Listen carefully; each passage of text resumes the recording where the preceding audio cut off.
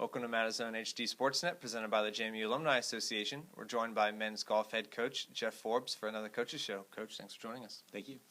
So the last time we talked to you was actually 2 tournaments ago, so we have a couple to go over. The first being the 35th Annual Bash at the Beach Invitational, which was in Myrtle Beach. And the team finished first at the tournament, so it went very well. What did you think about the team's performance overall? We got off to a slow start. I think we were in 5th or 6th after the first round, which wasn't very good.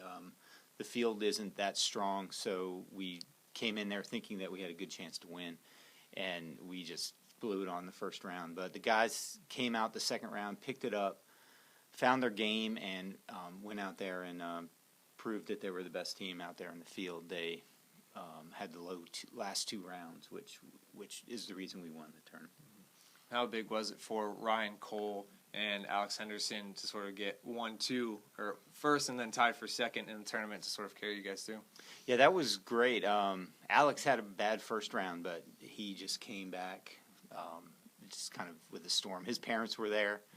Jack's parents both flew over to the U.S. to watch them play over spring break, and I think the nerves got to him a little bit when he with his parents there, but he focused back in. He's got an injury, so we had to make some modifications for that, and he focused in and started playing well. Now, Ryan, he played great again.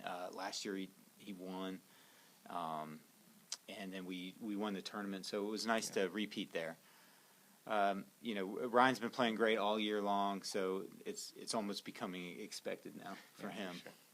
Yeah, so we followed that tournament up with the 2016 Seminole Intercollegiate. It was a definitely challenging field of teams. 10 teams were in the top 100, 4 in the top 50, and then the only 2 teams that finished ahead of us were top 5 teams in the nation. So what did you think of the team's performance where we finished 3rd? We played really good. I was kind of amazed at how well we played. We came out there the first day, we were in first place after the first round, which I think scared everybody. I know the guys were pumped and they were excited because they had beat teams that we didn't expect. At least the coaches didn't expect to beat. And we knew that it was going to be hard the next day because they changed because of a possible weather incident on Sunday. They changed it to 36 holes on Saturday. Yeah. And when we got out there Saturday, the guys, there was a little bit of nerves, a little bit of shakiness out there, and we once again didn't have a very good start. And we got down quick. They have live leaderboards out there, so the guys knew exactly where they were and what was going on.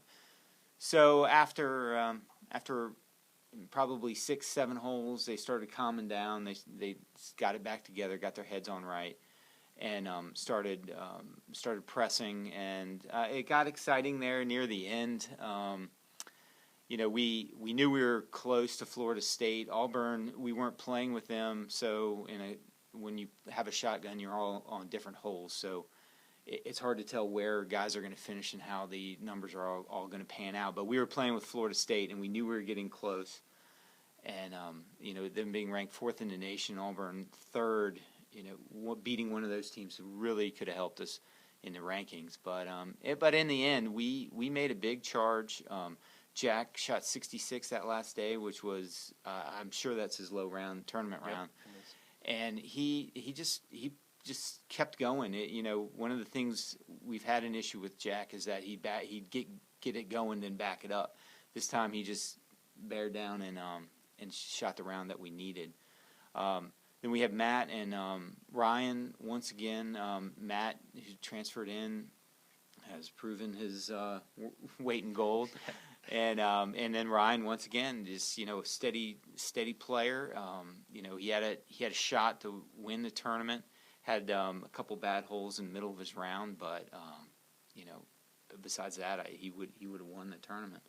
And that might have just been a breakdown in concentration at that point. It was really windy. It was tough conditions out there. So, all the guys played really well. They stuck together, and I was really impressed by how they finished the tournament because it could have gone either way. If we would have just given up, we could have finished 5th, 6th easily, just because everybody was so tight there at the end. Gotcha. Yeah, you mentioned Matt Cowgill, who's a new transfer to JMU. He's definitely, as you mentioned, been successful so far. He's averaged 70.8 strokes per round, I guess, and he's had one top 5 finish and one top 10 finish in 3 tournaments that he's had so far. The first one being an individual, but the last 2 tournaments he's played a big part in the team. What does it say about him to be able to come in and be successful right away? Yeah, it's been great. He's got a good attitude. He goes in there pretty much. He's always positive. He'll help anybody out on the team, probably to a fault. But he's a good player.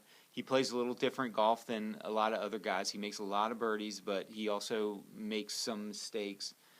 But thankfully his birdies overcome some of his downfalls, where Sure. missing a few putts, a few short putts here and there.